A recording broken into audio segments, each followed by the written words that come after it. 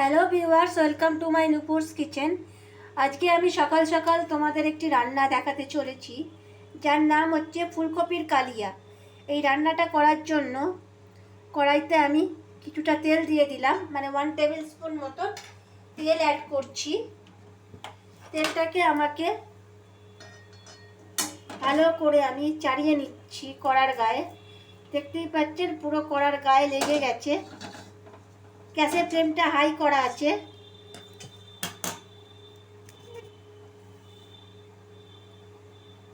এখানে আমি ফুলকপি ভাপিয়ে নিয়েছি আর আলু একটু ভাপিয়ে নিয়েছি।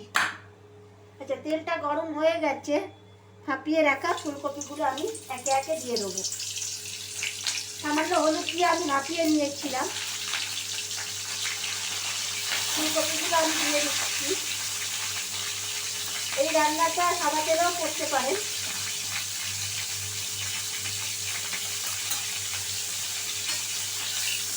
ফুলকপিগুলো যেহেতু ভাপানো আছে, আলতো করে নাড়বেন যেন ভেঙে না যায়। আচ্ছা, ফুলকপিগুলো আমার হালকা ভাজা হয়ে গেছে। যেহেতু আমি নুন হলুদ দিয়ে সেদ্ধ করেছিলাম, তাই আর হলুদ আর নুন অ্যাড করলাম না। রান্নায় আমাকে অ্যাড করতে হবে নুন আর হলুদ। এবার আমি কড়ার মধ্যে একে একে সেদ্ধ করা আলুটাও দিয়ে দিলাম। ফুলকপি আর আলু হালকাভাবে ভেজে নেব।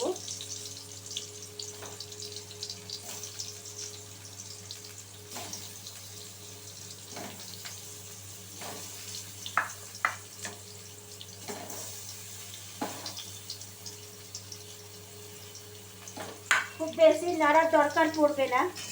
আলুটাও একইভাবে হালকা ব্রাউন করে ভেজে নেব। আলু দেখবেন যাতে ভেঙে না যায়। আলুগুলো ভাজা হয়ে গেছে। আলুগুলো আমি একইভাবে তুলে রাখছি।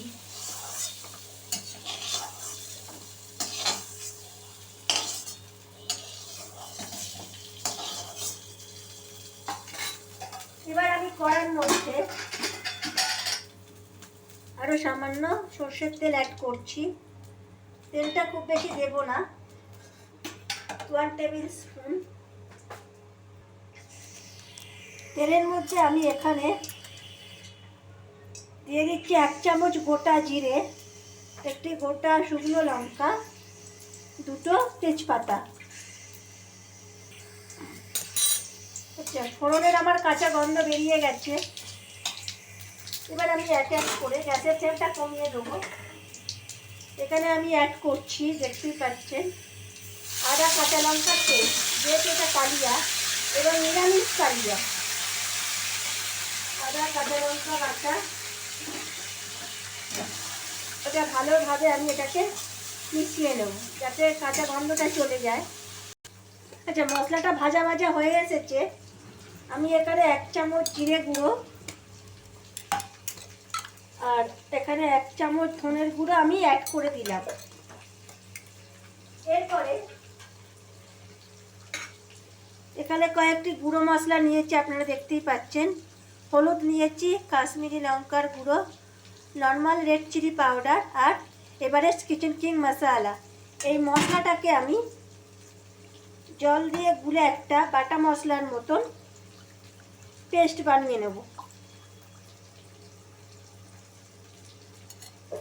এবং এই মশলার পেস্টটাকে আমি এখানে অ্যাড করে দিলাম।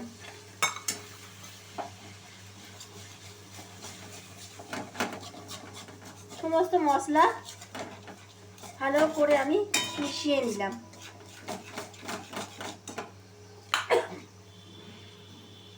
দিয়ে দিচ্ছি আমি মটরশুঁটিগুলো।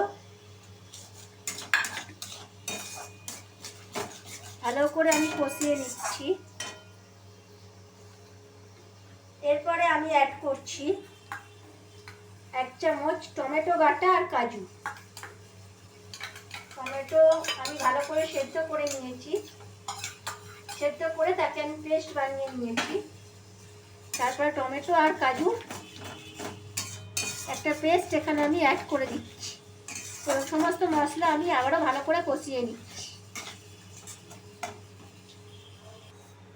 দেখতেই পাচ্ছেন মশলাটা খুব সুন্দরভাবে কষে এসেছে এবং ওপর থেকে তেল ছেড়ে এসেছে। এবার আমি অ্যাড করব সেদ্ধ করে রাখা আলু আর ফুলকপি। এখানে কোনো জল আমি দেব না।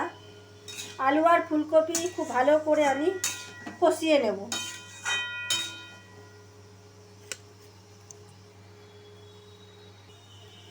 আলু আর ফুলকপিটা কষানো হয়ে এসেছে। এখানে আমি সামান্য নুন অ্যাড করছি, যেহেতু ফুলকপি আলু সেদ্ধ করার সময় নুন দিয়ে সেদ্ধ করেছিলাম। হালকা নুন দিচ্ছি, আর ব্যালেন্স করার জন্য আমি এখানে 1 চামচ চিনি অ্যাড করছি। যারা চিনি খেতে চান না তারা দেবেন না, যারা স্পাইসি খেতে পছন্দ করেন তারা স্পাইসি হিসেবে করতে পারেন। তো আমি এখানে নুন আর চিনিটা দিয়ে দিচ্ছি সামান্য। এবার আমি ভালো করে কষিয়ে নিচ্ছি। এবার আমি জল অ্যাড করব।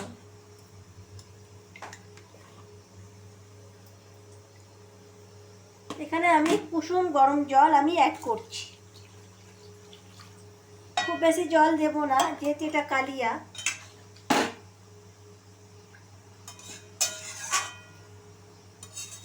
তরকারিটাকে হওয়ার জন্য আমি 2 মিনিটের মতন ঢাকা দিয়ে দেবো। ফুলকপির কালিয়াটা হয়ে গেছে। আমি এবার কয়েকটি ধনেপাতা ওপর থেকে ছড়িয়ে দিচ্ছি। এবার আমি অ্যাড করছি গরম মশলার গুঁড়ো।